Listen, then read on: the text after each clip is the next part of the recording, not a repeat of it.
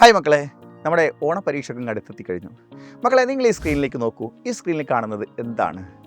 ഇത് ഒരു പത്രം, ഹിന്ദിയിൽ നമ്മൾ പത്രം എന്നാണ് പറയുക. അതായത് ലെറ്റർ എഴുതാനുള്ള ഒരു ക്വസ്റ്റ്യൻ നിർബന്ധമായി നമുക്ക് പരീക്ഷയിൽ ഹിന്ദിയിൽ ചോദ്യങ്ങൾ ചോദിക്കും. വ്യത്യസ്തമായ പാഠങ്ങൾ 5 പാഠഭാഗങ്ങളാണ് നമുക്ക് പഠിക്കാനുള്ളത്. ഇവയൊക്കെ ആസ്പദമാക്കി ചോദ്യങ്ങൾ വന്നേക്കാം. പക്ഷേ ഏത് ചോദ്യങ്ങൾ വന്നാലും കത്തെഴുതുമ്പോൾ നിങ്ങൾ സ്ക്രീനിൽ കാണുന്ന ഈ ഫോർമാറ്റ് നിങ്ങളുടെ മൈൻഡിലുണ്ടായിരിക്കണം. ഈ ഫോർമാറ്റ് ക്ലിയർ ആയാൽ തന്നെ നമുക്ക് 2 മാർക്കുണ്ട്. ടോട്ടൽ 4 മാർക്കിൽ 2 മാർക്ക് നമുക്കിതിലുണ്ടാവും. നമ്മളിതിൻ്റെ വലതുവശത്ത് നിങ്ങൾ കാണും സ്ഥാൻ താരിഖ്. ഒരു കത്ത് എഴുതുമ്പോൾ ആദ്യം നിങ്ങൾ ചെയ്യേണ്ടത് പരമാവധി പുതിയ ഒരു പേജ് എടുത്തിട്ട് അതിൽ ബോർഡറൊക്കെ കൊടുക്കുക.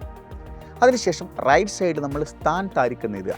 ശരിക്കും കത്ത് എഴുതുമ്പോൾ അതിൻ്റെ സ്ഥലവും ഡേറ്റുമാണ് എഴുതേണ്ടത്. ഇവിടെ നമ്മൾ വ്യത്യസ്ത കഥാപാത്രങ്ങളും പല സന്ദർഭമൊക്കെ ആയതുകൊണ്ട് നമ്മൾ സ്ഥാൻ എന്ന് എഴുതുന്നു, ഡോട്ട് ഇടുന്നു, പിന്നെ താരിഖ് എന്ന് എഴുതുന്നു. അതായത് ഇവിടെ സ്ഥലവും തീയതിയും എഴുതേണ്ടത് സ്ഥലമാണ് എന്ന് മെൻഷൻ ചെയ്യുന്നു.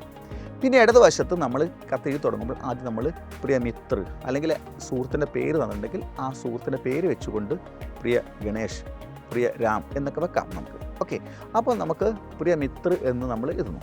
അതിനുശേഷം നിങ്ങൾ ആ ലെറ്ററിൽ നിങ്ങൾ മുകളിൽ 2 വര റെഡ് വരയിൽ കാണാം. റെഡിൽ കാണുന്നത് നിങ്ങൾക്ക് ഒരു കത്ത് എഴുതുമ്പോൾ ഇൻട്രൊഡക്ഷനാണ്. എന്തൊക്കെയുണ്ട്, സുഖം തന്നെയല്ലേ എന്നൊക്കെ ചോദിച്ചു തുടങ്ങില്ലേ, തും കൈസേ ഹോ എന്നൊക്കെ തുടങ്ങും.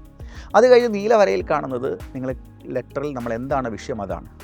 അതും കഴിഞ്ഞിട്ട് നമ്മൾ കത്ത് അവസാനിപ്പിക്കാൻ പാടില്ല. പിന്നെ 2 വരെ നിങ്ങൾക്ക് റെഡിൽ കാണുന്നുണ്ട്. അത് നമ്മൾ ഉപസംഹാരമാണ്, കൺക്ലൂഷനാണ്. ഓക്കെ, വീട്ടുകാരോടും ബന്ധുമിത്രാദികളും എൻ്റെ അന്വേഷണം പറയണമെന്നൊക്കെ പറയുന്ന രീതിയിലാണ് അത് എഴുതുക. അത് കഴിഞ്ഞിട്ട് അവസാനം നമ്മൾ സസ്നേഹ എന്ന് എഴുതിയതിന് ശേഷം വലതുവശത്ത് ആരാണോ കത്തെഴുതുന്നത് അയാളുടെ പേര്. അപ്പോൾ നമ്മൾ കത്തെഴുതുന്ന കഥാപാത്രം ആരാണോ തന്നത് അയാളുടെ പേര് എഴുതുക. എന്നിട്ട് ഹസ്താക്ഷരം.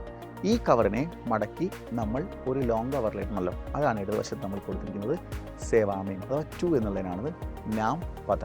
ഇത്രയും എഴുതി വെച്ചാൽ, ഫോർമാറ്റ് എഴുതി വെച്ചാൽ തന്നെ നിങ്ങൾക്ക് 2 മാർക്ക് ഉണ്ടാവും. ഈ ഫോർമാറ്റിലേക്കാണ് നമ്മൾ എല്ലാ കാര്യങ്ങളും കൊള്ളിക്കേണ്ടത്. ഓക്കെ, അപ്പോൾ ബാക്കിയുള്ളതൊക്കെ നമുക്ക് പിന്നീട് പഠിക്കാം.